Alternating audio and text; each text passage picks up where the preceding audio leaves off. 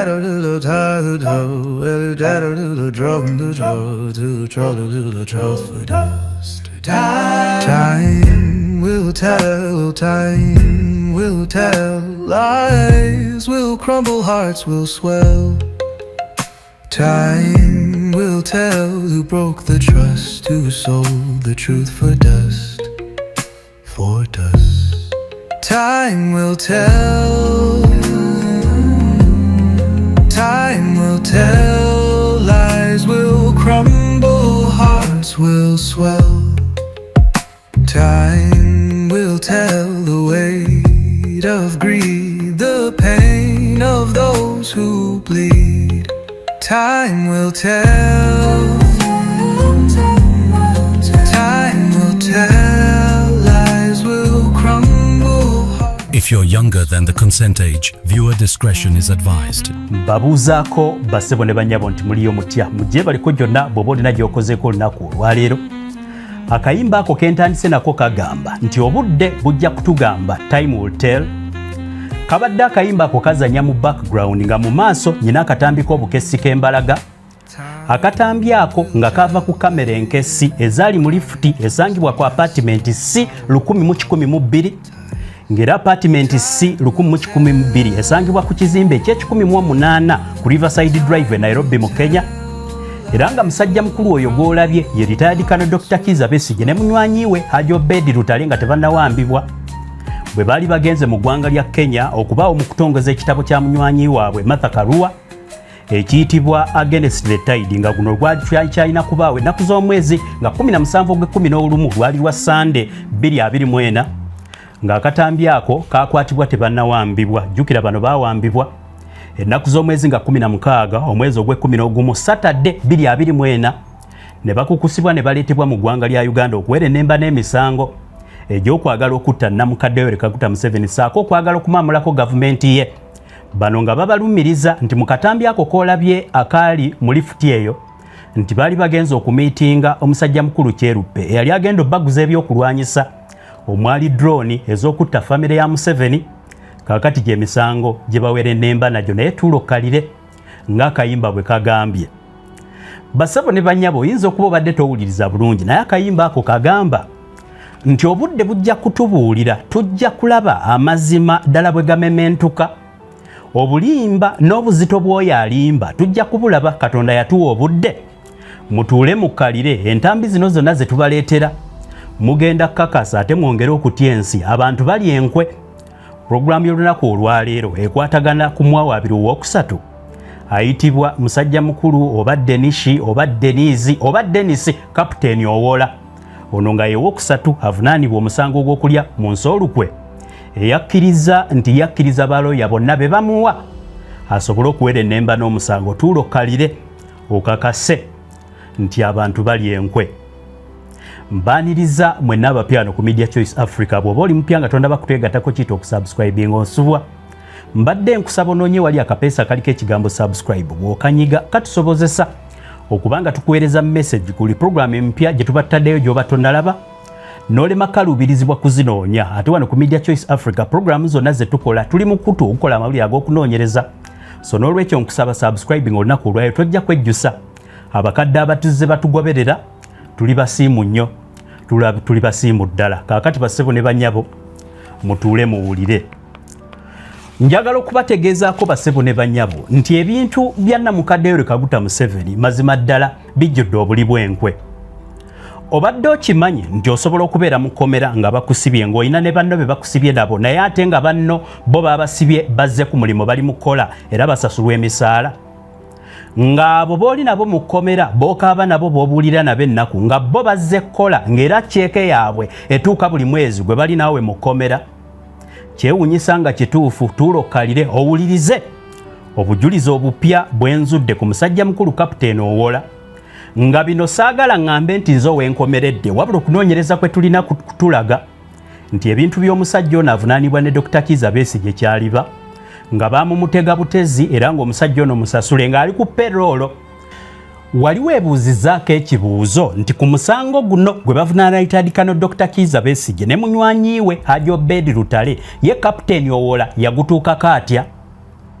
mu katambi ako kenkulaze Hajji Obed Lutale nga alina Kizza Besigye mu lifuti olabyemu omusajja ayitibwa Kapiteeni Owola yali mu apartment ali invisible yali luddawa Bassebo ne bannyabo olwava mu lifuti eyo kwolwo olunaku nga tebannaba kutuuka lunaku lwanca ku mukolo gwali gubaleese bano ne bakwatibwa ne bakukusibwa ne baleetebwa mu ggwanga lya Uganda oyinza okwebuuza ekibuuzo nti ye Kapiteeni Owola yali luddawa bw'oba osobola okweddamu ekibuuzo Owola yatuuka atya ku fayiro ya Besigye oli mugezi nnyo naye atasobola kukyeddamu kankikuddemu ssaawa eno Bassebo ne bannyabo Owola sirina katambi ako kokka nnyina wano empapula bwe nayongedde okulima n'okunoonyereza ebigenda mu maaso ku musango gwa Litaddekano Dr. Kizza Besigye nazudde ebintu bya Kapiteeni Owola ono nga tebikwataganirako ddala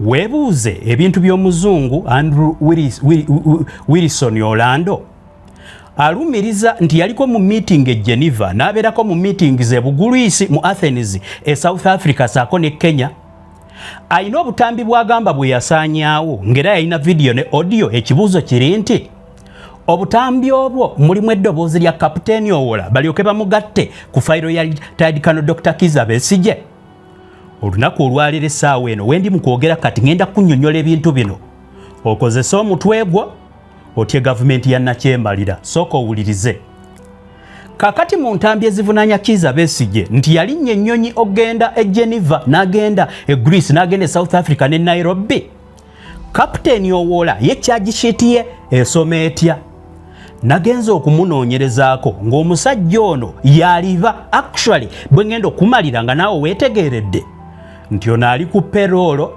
kyalibanga ne mu lukwe luno alina mission ey'enkizo gye tutannaba kuzuula gy'alina okubeerako musooke bumpulirize Kapiteeni Owola ono oba ye Denishi oba ye Denisi ye Owola Oya alina omusango gwe yaliko mu ggwanga lya Uganda kyewuunyisa ng'ate kapiteeni w'amagye nga ne gye yasooka okukwatibwa yasangibwa mu balakisi y'ekasijjagirwa Amade Brigade musajja mutendesi w'abantu abavuga ziyite zitanka ekibuuzo ky'olina okwebuuza nti ku musango gwe yasooka okubeera nagwo dates n'ebisigadde yaguddukako atya era gwo gwaggwa gutya ababadde tebagumanyi kangubabuulire otya ensi eno oyongere n'okutya gavumenti ya Nakyemalira okusingira ddala mmwe abeekulubeeseza ku nnamukadde oyo njagala okusooka mbalaga ekiwandiiko kino nyina ekiwandiiko ekyo ekisooka eyo gy'olaba ye charge sheet ku musango guno gwe bavunaana Litaddekano Dr. Kizza Besigye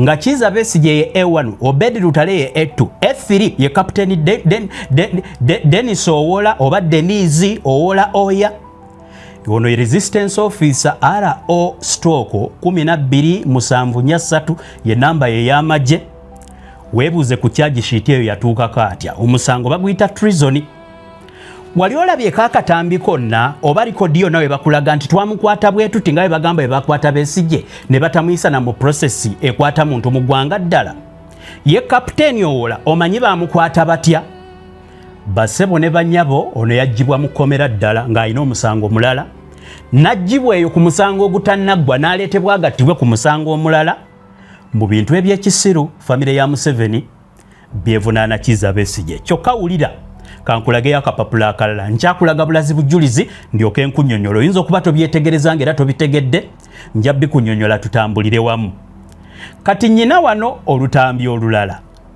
Bassebo ne bannyabo Kapiteeni Owola ono era mu musango guno ogwasooka guno nga gwaliwo omwaka ogwa 2024 mujjukire guno gwali Litaddekano Dr. Kizza Besigye ku charge sheet eriko ennaku z'omwezi nga 2 ogwokubiri 2025 naye kati kikwate bulungi 2 ogwokubiri 2025 kankuzeeyo emabega ennaku z'omwezi nga 26 ogwokubiri 2024 Kapiteeni Owola yali A1 mu musango gw'okwagala okuggyako gavumenti mbono bwe yali yeetabye mu kukuliramu okuteekawo ekibiina ky'abayeekera ekiyitibwa Urusa kiggwayo mu Uganda Lord's Salvation Army kakati Kapiteeni Owola yali yakwatibwa dda era nga yatwalibwa dda mu kkomera ng'era omusango ogumuvunaanibwa gwa kubeera nti ye mukulu w'ekibinja ky'abatujju ekyagala okuggyako gavumenti ekiyitibwa Uganda Lords Salvation Army oba nakyo kya kiwaani. Kakati weebuuze omuntu eyali yakwatibwa edda ku misango gya Urusa Uganda Lords Salvation Army ng'era babatwala mu kooti bannamagye ne babavunaana teyali yekka mbu bagenda babakwata mu nkambi ez'enjawulo. Kakati ate omusajja yali mu kkomera ng'era omusajja ono ne mu bulamu bwe obwa bulijjo yalina kubeera mu balakisi. Yasisinkana ddi ne Dr. Kizza Besigye e Kenya, e Johannesburg, Athens, e Geneva.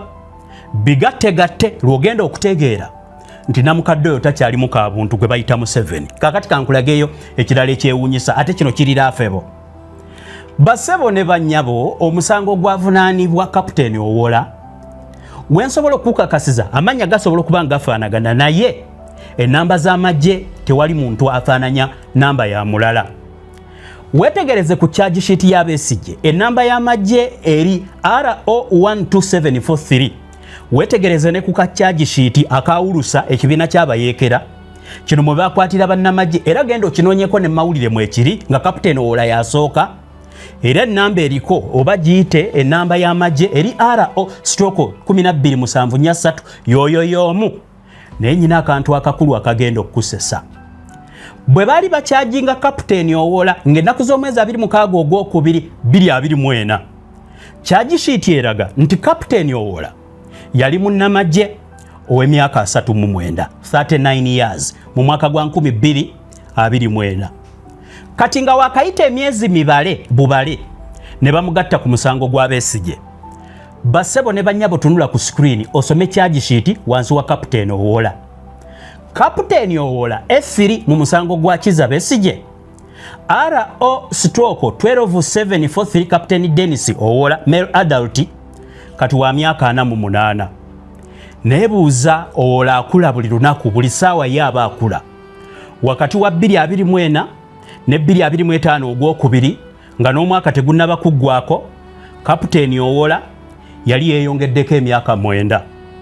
Kwegamba ku musango guli gwe bamuvunaana wali wayiseewo emyaka 9 ne bamuvunaana omulala. Tyensi eno ti abantu bali enkwe. Mujja kunsaasira Bassebo ne bannyabo b'empeereza. Ndatera bagamba luli mu programu zange ntujja kunsaasira mbere nga neesiimula olw'ensonga nti essimu bizimbe bino byembeeramu nzirwamu nnyo ne zimpisa bubi kati bwe buba obudde nga mbaweereza misana ntera okugumira akabugumo kubanga essi ziina engeri gye zimpisaamu ate ekiro sisobola kuzikumiikiriza ako kankateeka emabbali tekali professional naye tutambule nako kuba yembeera gye ndimu. Bassebo ne bannyabo mutye namukadde Yoweri Kaguta Museveni ne mutabani we n'okulimba tebamanyi kulimba bakuwaayiriza ne bakusibako omusango naye n'obulimba bwabwe abali wansi ababa planningira emisango bye bakola bya kisiru. Imagine otuuka otya mu kooti nga weebuuza ekibuuzo. Kapiteeni Dennis Owola yavanga atya mu kasijjagirwa Amadi Barracks n'alinnya ennyonyi n'atuuka e Geneva oba luddawa. Kakati ate nnyina ekirala kyenjagala okuzzaamu. Okimanyi nti waliwo abantu b'FDC abakwatibwa e Kenya ng'abantu bano baali bavunaanwa musango nti litandikano Dr. Kizza Besigye yali abatutte e Kenya babeere nga batendekebwa emisango gy'obutujju. Wuliriza baali ba suspects 31 bano nga mu Desemba ow'omwaka ogwa 2023 bakwatibwa. Bino ebintu bisatu byonna bigatte. Kapiteeni Owola yatuuka atya ku fayiro ya Besigye? Lwaki mu fayiro ya Besigye mulimu abavunaanwa ba FDC simaya babita FDC 31 abe bakwata ne bajja mu ggwanga lya Kenya nga babavunaana emisango gy'obutujju? Emisango egyo kyewuunyisa bagisinga dda naye ne mu kugisinga kwabo emisango ne gigobwa naye ate mu musango gwa Besigye bakyalimu bulungi. Tuula okkalire owulirize na bulungi. Kakati kankugattira ekyokusatu kati obitegedde. Owola okujja ku fayiro okubeera omusirikale atava mu Barracks obujulizi bwa Orlando omuzungu tiyabasisinkana omuzungu yabalikodinga video n'abalikodinga ne audio kyokka ate origino yazisaanyaawo ng'olwedde akolagana n'abamagye. Wulira mbu bwe yategeera nti bano baagala kujjako gavumenti n'atuukirira abasirikale naye saawa eno talina origino ayina copy. Origino copies ze yalikodingisa yazisaanyaawo. Kapiteeni Owola taliimu naye yagattibwa ku bano. Bwe yaleeteddwa mu kkooti, Kizza Besigye n'agamba nti bano si be balooya bange. Owola ye kirabika nga peroolo kirabika emyezi gye bamuwa gyalibanga gyaweddeko, ye yagambye mumpe balooya bange nze ntandika okuwoza. Besigye akigaanye, Lutalo akigaanye, naye ye Owola akyagala. Kati njagala otegeere abantu abasasule ebyo bibiri bye naakakulagako tuulo kalire. Ekyamazima sooka ompeeyo sekendi za 3 nkuwa obubaka bwange nzije byonna mbikugattire nga mbugjeewo program tugikube mpaka ku nkomerero yaabyo. Basaba ne banyabye ebisiraani ebyekikula bwe biti weetaaga obyewale. Omuntu akeera ku makya kati nga olaba tulwanira ku musango gwa Kizza Besigye. Kasita abagumusinga Kizza Besigye kitegeeza nti gwe omuntu wa bulijjo ogenda kukeera ku makya wabeewo omuntu agambe nti oyo nali naye nga tomulabangako. Omuntu agambe nti wagenda Netherlands no planning okujjako government bakuleetera omujulizi n'entambi ezitaliiyo. Kikeere ku makya bakozese president kubanga emisango gigoberera ensala eyaliwo n'ensala y'emisango gya kakati olaba bajuliriza Sulemaani oba Sulaimaani yali mu Bayibuli. Buli wabaawo president ey'omusango buli munnansi olina okweraliikirira. Kati guno omusango bwe gusinga Dr. Kizza Besigye ogw'okulonda obulunzi omuntu yenna avudde gy'avudde kati ng'omuzungu ne bakugamba nti wazza omusango ne bakuteekako n'obujulizi ate ne bakukaka n'okubeera ne balooya ne bakuwa bakimbuyege ne gukusinga. Kitegeeza eyo president egenda kukola ng'olupimo oba omusingi Munnayuganda yenna we bali kwetaagira bakuvunaanire mu musango ng'ogwali ogwa Besigye nga bakuwaayidde nga tolina musango. Naye njagala obbalagirira abakyala abayitibwa abakooki bakubireko abakooki abo weetangire osobola okwekolako. Bantu bangi tebatwagala, bantu bangi eyo gye muli naddala mmwe abali mu Middle East mpulira mbu kasita bagulirira abantu ng'omuntu abaako gy'agula enjaga ng'agireeta mu nnyumbayo ng'akubira poliisi nga bakusiba kubanga bo basibirawo myaka 25. Kakati ebintu ekikula bino bw'oba ogenzeeko mu bakyala abakooki mwabali e Bulaaya abakazi be mulina tebabaagala, abasajja be mulina tebabaagala, babasibako emisango ng'oli yafunye akawala akato. Weeteekeko obukuumi.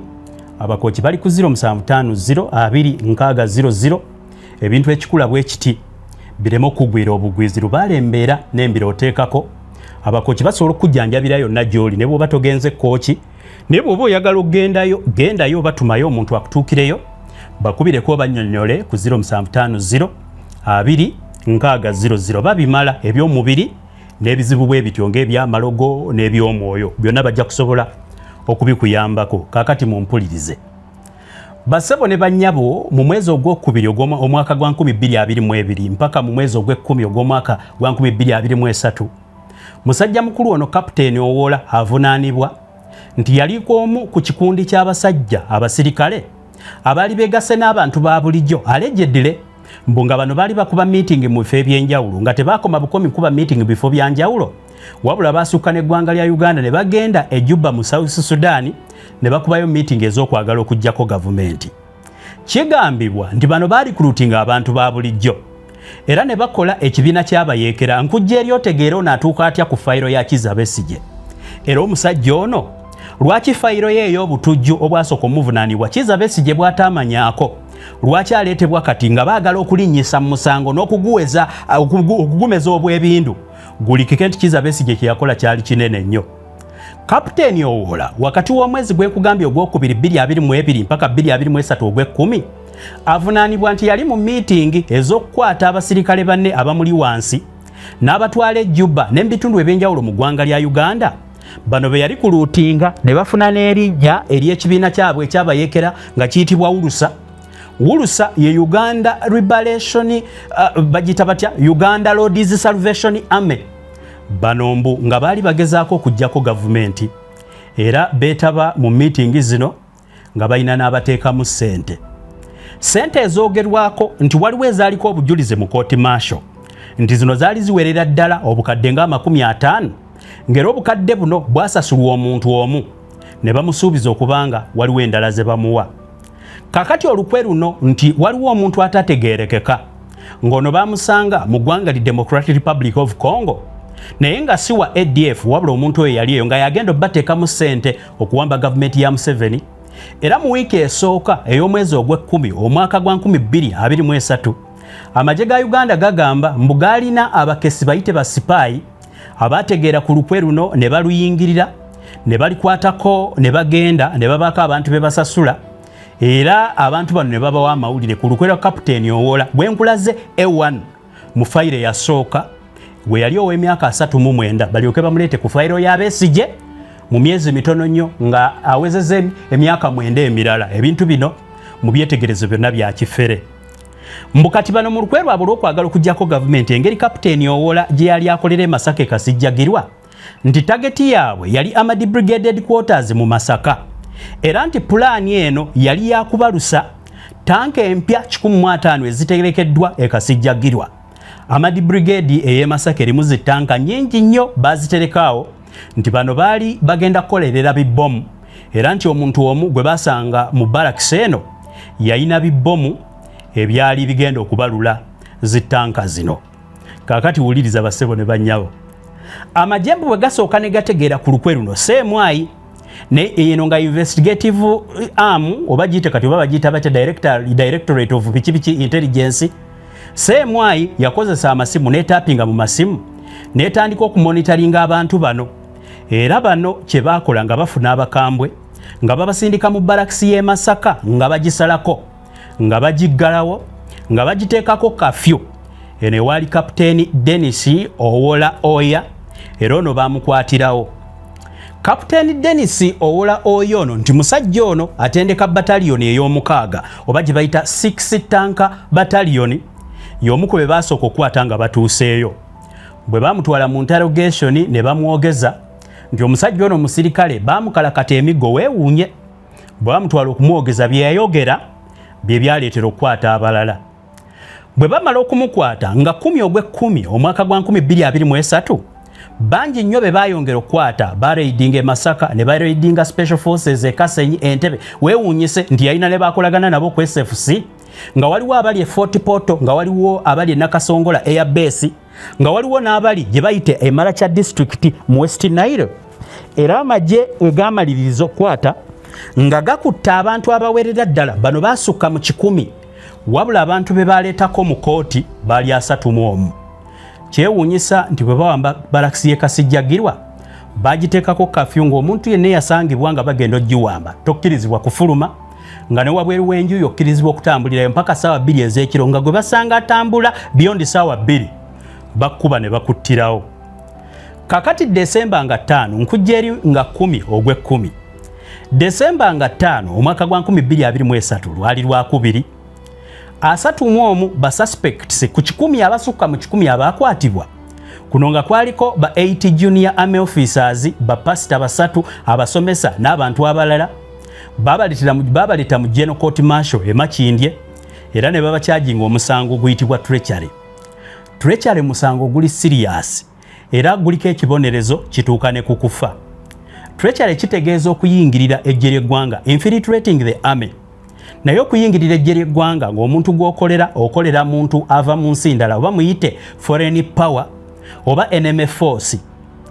Kakati weewuunye omusajja yali ku treachery ava atya ku musango ogwa treachery gwe waawo comparing n'ogwa Kizza Besigye singa abadde yagukola.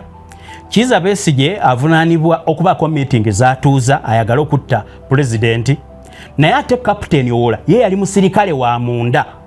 Weebuuza ekibuuzo nti omuntu kapiteeni ow'ekikulu ekyo nga musirikale ng'abadde na ku byuma bya gavumenti ali ku Amadi Kazi ali ku bitanka ebiri e Kasijjagirwa weebuuze lwaki akyali n'obulamu. Kapiteeni Owola mazima ye enkweza azirya kwegamba alina irizi kyeyo ne bakukwata ng'obadde opulaninga kwokya tanka za gavumenti naye ne bakuleka ne bakuvunaana ne bakuteekayo. Yajjira kwa 31 abaletebwa nga 5 Desemba era nga ye mukulu. Teyakoma bukomi nti yabajjirako ye yali E1 mu baali bavunaanwa emisango. Kapiteeni Owola ow'emyaka 39 by then mu 2024 ye yajjanga omukulu. Bano baatwalibwa ne bakwatibwa era ne basibibwa ku bifo ebyenjawulo. Kigambibwa nti ba civilian abamu babakwata ne babateeka e Makindye mu barracks abalala ne babatwala mu kkomera ly'Ekigo mpaka nga 22 January 2024.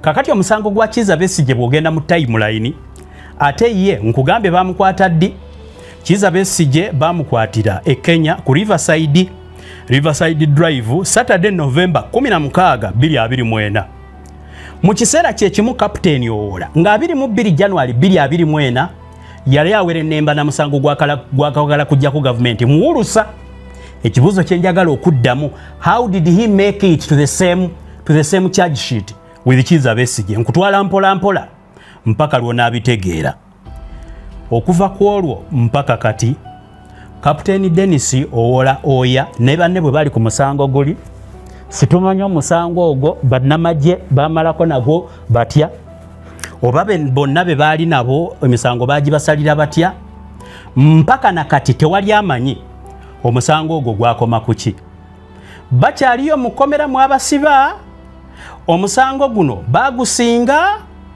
omusango guno bagukola mwagwesonyiwa ne mubatabuti ye Kapiteeni Owola eyali ewano ava atya ku musango guli atamala ajje ku guno kakati ringirida ekyo musooke mu kiteeke ebbali olazi situation eyo nga bwe zeebeera kati kambaleeteremu ekintu ekirala abantu be bakwata ne musajja mukulu Kapiteeni Owola lisiti eri wano mpanvu ya fuluma Kapiteeni Owola nga yakulembedde Lieutenant Benjamin Deru Sande General Olyeku tanka engine technician ono Lieutenant Benjamin bali yali attached ku armor maintenance unit 6 tanka battalion nga Ghana attach Captain Kopolo John Ojakuna eratu Ghana attached at 6 tanka battalion Captain David Olalo myaka na mukago no police officer Kopolo Moses Enyanga 27 tank operator Nancy attached ulira Judith Angwechi myaka 5 ono pastress Simon Oyama myaka na 9 oyo pastor bano ba social worker ba peasant ba market ya security guard mwalimu ne basikali kwogo omusango gwali mu bannamagye mpaka nakati bannayuganda mu mbolire gwaggwa gutya kambereko omusango omulala gwenkuleetera basabo ne bannyabo omusango ogwo nga guweddewo ate tulina bannayuganda 36 be baali bakwatidde mu ggwanga lya Kenya kankuzeeyo ekyo nakyo nkikugattire osobole okukitegeera obulungi mu bakwatibwa mwalimu omulenzi gwe nakwata obulungi erinnya baali bamuyita Innocent Museveni Lubalondesa myaka 38 yali musajja mukanisi w'amasannyalaze Rukunjiri era nga ye yali omuntu owa 36 yeegatta ku mutendera guno kubakwatibwa mu hoteli eyali ekisuumu mu ggwanga lya Kenya jjukira nti ku fayiro ya Itadikano Dr. Kizza Besigye bamuvunaanya nti alina hoteli omuzungu we yalina okusanga abantu bano kati eje emisango ogwa Kapiteeni Owola ogutegedde kakati ate waliwo bana 36 abayitibwa simanya FDC 30 haumene bano bavunaanibwa emisango mu Nakawa Chief Magistrates Court nga 29 ogw'omusanvu 2024 naye emisango gino Dr. Kizza Besigye Sakola Administration ey'ekibiina by then FDC oba kati PFF balaga nti abantu bano baali babatutte mu musomo ogwa bulijjo so se kubatendeka butujjo era basajja bakulu bano bakwatibwa ne baleetebwa mu ggwanga lya Uganda ne balinkingibwa nti Ajo Bedi Lutale ne munne Kizza Besigye nti bano be baali babatutte mu ggwanga lya Kenya kankuzeeyo ku fayiro ya Itadikano Dr. Kizza Besigye kakati omuzungu Andrew Wilson Orlando agamba nti Kizza Besigye nakyo kya kisiru naye kiwulirize ate nti ye bamucontacting abaguze ebyokulwanyisa agule ebyokulwanyisa nkimanyi yabeera ne ssente sikyo kyokka ate mu fayiro ye agamba nti yawa Kizza Besigye 50,000 eza $, zino nga zaali za kutransportinga abantu be yalina okumuleetera okutendeka obuyeekera era mu fayiro ya omusajja mukulu Andrew Wilson Orlando agamba yabawa ssente ezaali z'okutransportinga abantu ye ate najja abasisinkana omwezi ogw'omusanvu nga guggwako kyokka abantu bano baali bakwatiddwa already ne baleetebwa ne mu kooti mu ggwanga lya Uganda deeti gyawa mu bujulizi bwe eri after abantu bano nga bamaze okukwatibwa era baleetebwa mu ggwanga lya Uganda ne bawere ne bana emisango wabula ye mu fayiro ye agamba nti yagenda mu hoteli n'alinda abalabe era yabalaba si yalinda bulinzi yasooka ne yeebakako mu hoteli abalabe enkera n'agenda n'abalaba n'avaayo ng'abalabye ng'abatendeseemu n'ebyasooka okubatendeka n'agamba ngenda baleetera mbawe ebyokukozesa. Abantu bano bagamba nti nno yali alina okubawa ebyokukozesa. Museveni already yali abakutte nga balina mu kkooti, babaleeta mu kkooti Bassebo ne Banyabo ne babavunaana emisango. Era abantu bano betuwogerako abaali 36 okwali bano bonna basooka ne beeyimirirwa International Crimes Division of the High Court. Buli omu yasasula cash bail ya $2,000,000 era ne basalindalinga passport zaabwe oluvannyuma mu Gwokutaano gw'omwaka 2025 nga musajja mukulu retired Colonel Dr. Kizza Besigye ate akwatiddwa. Bano omusango gwagobwa mu kkooti eno, gwagobwa, they are free and there is no case. Kati ku musango ogwagobwa era nga tewali case yonna nga n'abaaguliko bonna baateebwa, ate guli mu fayiro ya Kizza Besigye nti yaguzza. Ndowooza olaba confusion. Ebyo byonna ng'obitadde wali ku mabbali. Ku musango kati musajja mukulu retired Colonel Dr. Kizza Besigye guliko musajja mukulu Kapiteeni Owola. Nti ate Kapiteeni Owola eyali owawulusa, eyali musango guli ogwawulusa, ate nti y'omu ku baali balina okuŋŋaanya bano. Ate banaye simanyi oba mubitegeera oba simanyi oba mbinnyonnyodde bulungi. Kaakati otegedde Kapiteeni Owola ajja atya? Retired Colonel Dr. Kizza Besigye bw'amala okukwatirwa, omusango guno okwongera okugulaga nti nno gulina weight era gw'amaanyi, gwa butujju kwegamba munene nnyo. Andrew Wilson Orlando bodyguard ng'amagye alina n'omusango gwamuvunaanibwako edda bw'omukeberako mu byafaayo ogw'okudduka mu magye deserter. Bino si byange gugenda okebere mu rekodi z'omuzungu wa Museveni. Bamuvunaana emisango gyo desert nga amagye ya desert nga n'afuuka bodyguard. Wabula ate bodyguard atalina open license yonna gye yadikiraringa mu kutunda byakulwanyisa. Ate omusango bamuvunaana ku Kizza Besigye gwa kutunda byakulwanyisa, nti Kizza Besigye yalina omugulako ebyokulwanyisa. Weebuuze ekibuuzo ekikulu nti mukyala Kizza Besigye maama Winnie Byanyima akola mu United Nations. United Nations eri abantu abantu abalina access ku bantu abakola supplies ebyokulwanyisa. UN yine abagisupplying emundu. Omuntu ali mu capacity y'okubanga okola mu UN oba olina access ku bantu ba private military contractors, oibeera ne access ku bantu abatunda ebyokulwanyisa nga business yaabwe. Kakati bw'abanga Kizza Besigye yali anoonya muntu amusupplyinga byakulwanyisa, lwaki abatakozesa Winnie Byanyima n'akozesa bodyguard? Museveni okwagala okulinnyisa omusango guzimbye obwebindu abalage nti munene. Ono musajja mukulu Wilson Orlando yamuyita amuziddira, nga ne bwogenda ku public profile ye tabeerangako amuziddira. Okwagala n'okulinnyisa omusango gugejje n'aleeta Kapiteeni Owola. Kapiteeni Owola gwe baali bavunaana omusango ogw'okuba n'ekibinja ky'abatujju ekiyitibwa Wulusa. Kakati Kizza Besigye ali mu kuwerenemba n'emisango mingi.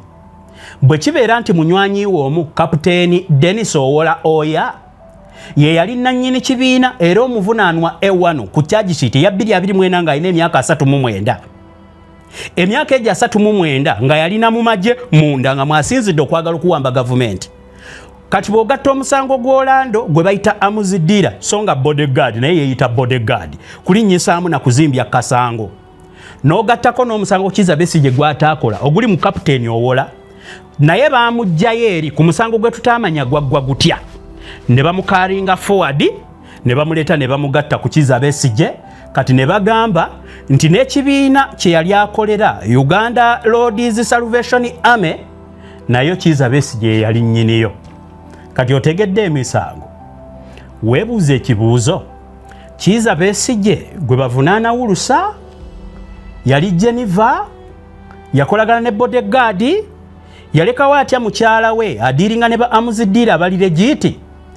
Ate kyewuunyisa nti ate amuziddira yirina okuteekamu ssente okusinziira ku byalina okukolebwa, nti Kizza Besigye nga baba bamutaddemu ssente bw'amala okukwata obuyinza n'ateekawo commotion nti abasajja bano bo bateekamu ssente bwe yali yakuba wa ddiiru basobole okukukusa ssente zaabwe ez'obumenyi bw'amateeka, ba amuziddira Uganda bagifuule enkambi yaabwe mwe banaatundiranga ebyokulwanyisa byabwe, just in case nga bamuyambye nti yo omulimo gwe gwali gwakuba wa ntambula eza musajja mukulu Yoweri Kaguta Museveni atambula atya ayitawa. Buuza ekibuuzo ekikulu nti retired Colonel Dr. Kizza Besigye ani oyo gwe yali akolagana naye mu bateekateeka entambula za Museveni. Kakati ate nkuleeta ku babirungi ne bajje n'abakwate. Kati bajje n'abakwate lwaki natandise n'akayimba time will tell, evidence of Museveni's evidence will crumble. Byonna bijja kuyiika biti. Abantu abaleetebwa nti bano be balina okuvunaana be balina okuwa obujulizi ku Kizza Besigye bali bajjeno Muhoozi be yakwata. Ate Muhoozi yasooka bavunaana misango gya kulya mu nsirukwe na kupanga bujulizi. Kakati Kizza Besigye ali wakati w'obujulizi bupange.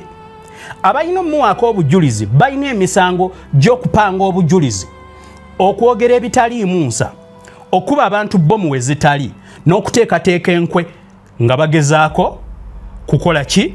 Kufuna bufunyi ssente. Omu ku bo ye Jeno Birungi. Jeno Birungi bamukwata ddi? Jeno Birungi Muhoozi agenda omukwata yamutumya Somalia. Yali talina mu Uganda, yamutumya ne bamuleeta ku nnyonyi n'amusiba. Olanda abantu be yakolagana nabagamba nti bwe Kizza Besigye bwe yamutuukira ajjeko Museveni yanoonya bwatuukirira bajjeno mu magye ga Museveni, wabula bamutuusa ku bajjeno abaali e Somalia. Bajjeno ki abaali e Somalia? Babirungi abafere abassa abaana baffe Somalia ku operation ez'ekibbi nga banoonya operational money. Era misango bavunaanibwa gyakwagala kuteekawo nkwe za kubba ssente mu magye. Era Birungi bali bamukwata bamujja ku deployment gyali e Somalia. Naye Orlando gye yamusanga. Kakati ate wulira ebintu bino ebivuyeredde eby'ekisiru. Omusajja retired Colonel Dr. Kizza Besigye nga tannazirikira mu kooti. Birungi nga bamugyeyo okujja okumukwata omufere omutujju eyabbanga ssente.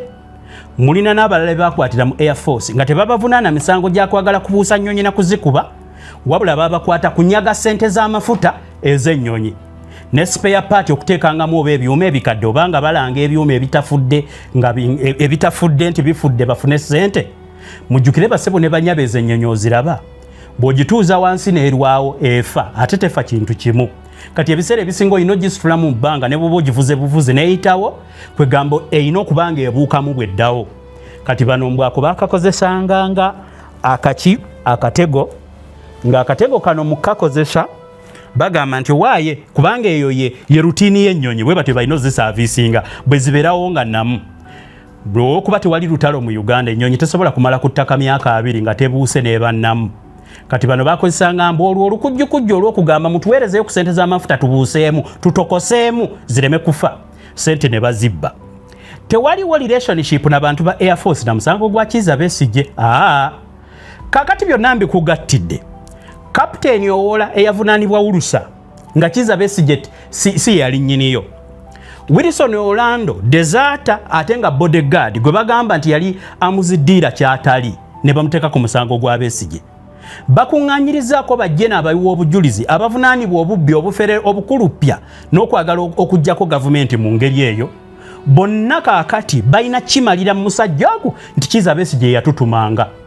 Weebuuze bwebanga loolo ya Kizza Besigye mu kuyamba Orlando amuttire Museveni be oluvannyuma bagabana ensi nga Kizza Besigye oba afuuse pulezidenti, bwe kibanga olukwe olw'okuleeta Orlando abattire Museveni lwali lwakuddira bano abawensi yaffe bakoleremu obutujju bwabwe. Mbuuza nga Kizza Besigye ye loolo ye yali yakuwa bano nti Museveni atambula bwati ne bwati, ani kwabo mu magye abakwataganya entambula ya Museveni eyaleetebwa ku fayiro ya Besigye egamba kubanga Besigye abadde opposition leader okumala ebbanga ddene talina access ku State House. Mbuuza famire ya Museveni ne Museveni nti mwagala tugamba nti Kizza Besigye gwe mumanyi ane enemy for a long time abadde mulabe wammwe ebbanga yatuuka atya okuba infiltrating asobole okumanya ne Museveni agenda kuyitawa atambula saawa mmeka era agenda kubeera wano kwegamba amanye transport records asobole oziwa Orlando akozesa drone amumukubire ye Kizza Besigye awambe eggwanga asasula Orlando ng'amukkiriza okudiiringa n'okuleetanga ebyokulwanyisa byabiguze ensi z'ayagala ebimenya amateeka mu Uganda. Who among the State House people in charge of the president's transport was charged alongside Kizza Besigye for providing, unless you're telling us nti Kizza Besigye y'omu ku bategeka entambula za Museveni, ate yazitegeera atya nga si y'omu ku bazitegeka? Obedi Lutale kyemumanyiiko sitali omu ku ba State House detail, si omu ku bantu abali ku presidential detail ey'okutambula. Kati Kizza Besigye bino bye yali alina okuwa abazungu bamuyambeko okubutira Museveni ng'avudde mu State House yabijja kwani era ani yabimuwa? Muwulirize. Njagala okubategeeza basebo ne banyabo nti kino kyalisobose nga Kizza Besigye akolagana ne birungi, kubanga birungi yaliko commandant w'SFC kitegeeza alina access, naye ate birungi ali ku side ya Museveni ng'omujulizi wa Museveni. Taina wagambira nti birinze nabiwa Kizza Besigye kuba yali badde ku fayiro yo emu yakwagala kutta ono, wabula yalina misango gye mirala wano bamukaka kuwa bujulizi ku ono. Nakugambye time will tell, obujulizi bujja kuramboli nga bujja kuyiikamu. Kyewuunyisa ate nga kituufu. Kaakati kambabuulireko abasajja abaavunaanibwa emisango gy'okubeera nti nno baagala okuggyako gavumenti, olukalala luwanvu ndowooza ne bwe ndubaterawo musobola okululaba. Bano ba Ronald Muhinda, Henry Mpungu, Ronald Naguba Sozi, Owen Ahimbisibwe, Simon Peter Nsubuga, Adam Wakabi, Conrad Kimonge, bangi nnyo, Sara Apale saako ne Innocent Museveni. Abaalina okuvunaanibwa abo bonna bw'obawulira ssaawa eno emisango baagikola ki? Baagivuunuka. Naye kankuzeeyo ku musajja mukulu Owola. Kapiteeni Owola ateekwa kubanga musajja mugule. Either mission gy'aliko nga ziri bbiri esooka, olw'okuba nti Kizza Besigye asobola okuttirwa mu kkomera nga mwamuleeta ku protectinga Besigye nga mwe mutwe bwe twalirowoozezza mu ndowooza ya common sense ti gavumenti engeri gy'eketta ennyo kale yakabi bwesiba omuntu nga Kizza Besigye emutya okufiira mu kkomera kyeva emuteekako omusirikale agenda omugaadinga inside abasirikale abasibe baleme mutulugunya kumutta. Naye bwe tuwulira omusango gwonna buguze guflowinga, Kapiteeni Owola tebamusibira wamu na Kizza Besigye. Ekyo tukicrossing out kitegeeza tekisoboka. Gavumenti zeewaana obukesi n'abajega b'amawanga gaffe aga Africa baagala okukola ebintu bya firimu. Osobola okugamba nti Owola kale bamusiba ne Besigye amuwe protection munda mu kkomera abasibe baleme mukolako bulabe, wabula bw'ogenda n'onuunyiriza omusajja ono tasibwangako ne Besigye, babadde tebasisinkana. Ne mu kooti mu kubaleeta buli omu asibirwa wuwe, ono omusajja munnamagye, omusango gwasooka mu kooti maasho. Kaakati neebuuza, kooti bw'emala okuluulinga nti Kizza Besigye retired Kano takyali musirikale tavunaanibwa mu kooti maasho, ate ye Kapiteeni Owola an active soldier eyaggyibwa eri amateeka agammwe gakola gatya? Naye ate ne mumuleeta mu civilian court. Kati mumanyi kye yagambye nti balooya be bannamagye bali bize nnyo, tewali ayagala kumuwolereza, ye nakkiriza anyone agenda omuweebwa talina buzibu, ye bamuvunaane talina kyagamba. Nga Kizza Besigye n'Obedi Lutale bafiirawo bawulira tebaagala muntu yenna akwate ku musango gwabwe okuggyako balooya be beerondedde, ye Kapiteeni Owola already yakkiriza be baamuwadde. Naye kankubuulireyo akaboozi kano, oyinza okuba obadde tokamanyi obanga wakawulirako.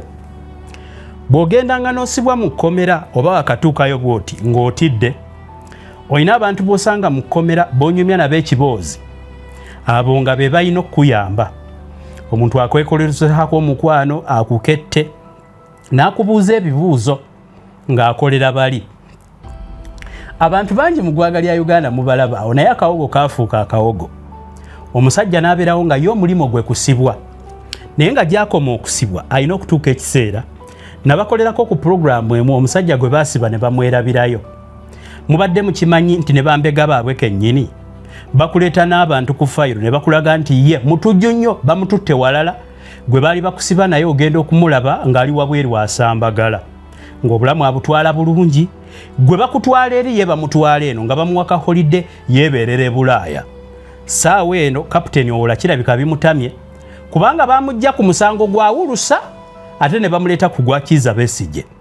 ku charge sheet says ebbiri zenkunnyonnyodde ezikwewuunyisa tekyalibanga kapiteeni Owola ono musajja mugule weewaawo kapiteeni Owola mwetondera kubanga ye yamanye ekimuli ku mutima bwe kibanga si kituufu nga bano bamugatta bugasi Mukama Katonda amusaasire but sofa ku byenoonyereza. How does someone be of an age of 39 years in 2024 and in the next charge sheet a soldier becomes 48 years, a difference of 9 years. Kati wa myaka 48 ku charge sheet enkadde wa myaka 39 simanyi oba bajamendinga naye eyo charge sheet gye tulina saawa eno. Mbuuza gwe munnansi oliawo oyina endagamuntu yoyina n'ennini namba ne bw'osobya nnini namba poliisi ekukwata weebuuza omusirikale ayina resistance number RO 12,700 omutwalo gumu mu 12,743 amajoredi omusajja gamulina mu rekodi musajja ali ku rekodi ey'okubeera nti atwalibwa okuuma ebyokulwanyisa bya gavumenti ng'oyo gavumenti temanyi myaka gye mituufu temwekakasa wa myaka ki yayitawa okutandika okugenda South Sudan ave South Sudan agende yonna gye yakolera ekibiina ky'abayeekera yabayitangawa buli yafunangamu ofumayo abasajja bano batwalanga abasiru nga balowooza tetutegeera abantu abo be mulina mu magye bakojja ffe baani ffe tubamanyi ddi lwe badde ewaka ddi lwafuna ofu n'akyalirako ku bantu be okusinziira kapiteeni Owola bw'ayogerwako ayinza okuba nga kyetwala ebintu byonna bw'obigattagatta ebiri mu musango guno biri totally impossible.